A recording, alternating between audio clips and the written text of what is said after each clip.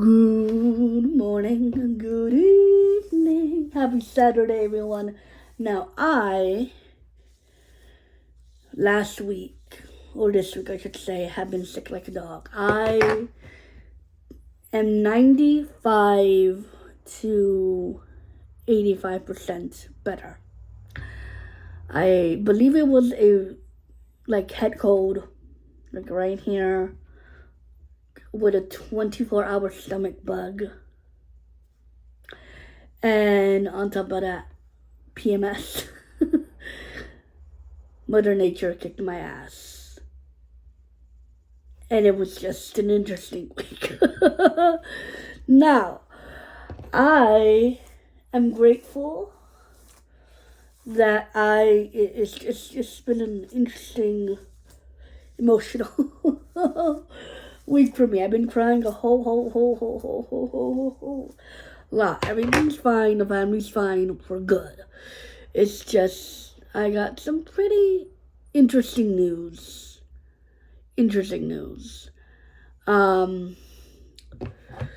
But I am currently working because right now it's midterms week for me. So I did one midterm. I'm doing the other one tomorrow. I did my first, we're actually talking about the same thing. I'm talking about Tora Honda from Fruits Basket, which is one of my favorite anime series. So in my Asian Studies class, we are basically talking about the stereotype of the mother figure and how that is necessarily a negative thing, and how we have to have, the Asian woman is very submissive and very docile in the mother figure, or she's a rebel without a cause, literally. Yes, I did use a James Dean reference. If you do not know who James is, look him up. But I'd either one or the other, the femme fatale or the mother figure, saying that no one can touch her. In the whole media portrayal of anime, which that has been portrayed in multiple medias for the last 20 plus years. There's always joke of, oh yeah, Japan's always in the future, but when it comes to the representation of women's character, now granted, I only watch a couple of animes. I love anime, but I only have certain, I like romance anime and, things like that. But always the same type of character, you know what I mean? So I talked about that, and then in my other one, which is my feminist theory study, independent study with Dr. Powell, we're talking about Toro Honda, but her being autistic. Headcanon of her being autistic and putting herself in harm's way and not necessarily taking care of herself. And how her being autistic and her being selfless is part of who she is. It's not that she doesn't want to be selfless or selfish towards others or put herself needs before everyone else's. She's innate of doing that. And that's why she's, headcanon to be autistic.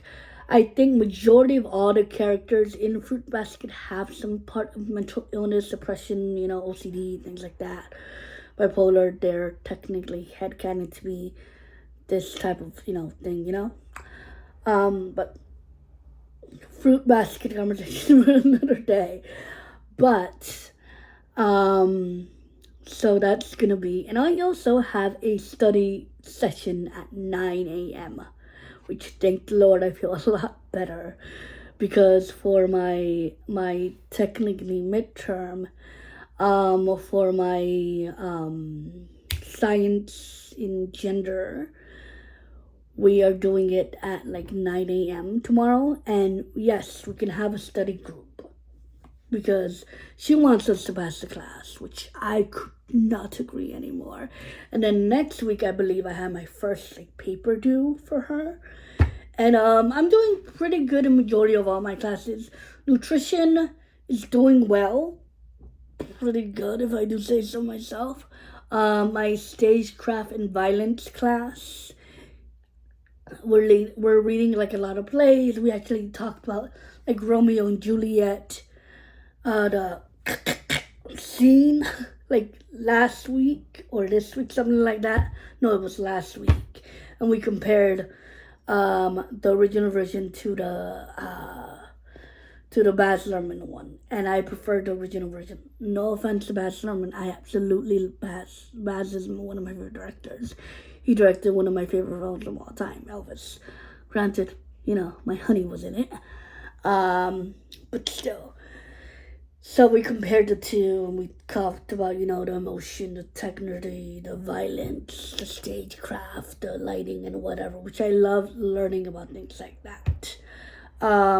What else am I missing? Oh, my Taylor Swift situation is a situation in itself. I am planning to finish it. That is my project, to finish all of it, put all the music, everything, because I have to do 8 to 10 minutes music. I already know the outlines there. I just have to put it in little cute little TikTok points and all of that, and hopefully I can do it around before May or the end of April, because I just want to get over it. And that's, I feel like I'm missing another class that I'm missing. Am I missing something else? If I am, my bad. It's been a long week, but I have some interesting news. It's bittersweet, it's not devastating. I'm kind of glad that I did not get into my program for theater, especially now. Now, this semester has been quite interesting, emotionally, physically. 7 classes, it's quite a lot to handle. Top of that, my project. I joke, it's a cute little TikTok, but it takes research and all of that to do. But it's just interesting because it's my senior year and I'm about to graduate. Because after spring break, which is in 2 weeks or so, give or take, after that, I only have 6 weeks left, and then I graduate in May. Granted, I'm not walking the stage because I don't like walking the stage. I do want the sash because I do want the pictures with the sash and all of that. But I do want to cut a cake and probably go out to eat or dinner or whatever, go to Cinematis or whatever, and do that. But I don't like it. It's a sensory thing for me. I don't like big crowds. I don't. I am incredibly grateful that I did my bachelor's at an amazing school. Does it have its problems? Yes, it does. Is it perfect? No, it isn't. Even if you go to Juilliard or USC or UCLA or whatever you go, it will always have its problems. But I am grateful that I didn't get in because I don't feel like I have the right tools to actually do a master's program right now. You know what I mean? I don't feel that I only have one really good acting class in me, and that's Profes. I did beginning acting a long, long time ago. Her name was Lauren Thompson, something like that. And that was horrible, just horrible. And I did not know I was autistic at the time. That was really, really hard for me.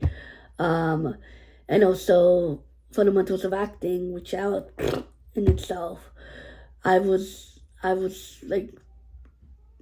I was in applied the same semester or something. I don't remember. It was just so horrible. I should have dropped it before I began. I don't know. It was just. We'll talk about that later. But a really good acting teacher. I love it, and I heard there's some really good acting teachers in the junior colleges. So we'll talk about that later. And yeah, basically, I want to grow acting wise and also look a little bit more professional. And my scenes, even though I did like my first monologue, I did not like the second. I knew the second monologue was probably going to end me because it wasn't properly done, in my opinion, because the language, I had a humongous time and I should have practiced it a lot more. But that's not here, that's not there. I am grateful for the opportunity that I actually had to audition. I'm grateful. I'm beyond happy. And I will be a lot more prepared next time going around. Which, yeah. Okay, so yeah, that's basically it for me. I am going to talk to you guys tomorrow. May the Lord bless you today, tomorrow, and always. And I'll be seeing you. Bye-bye.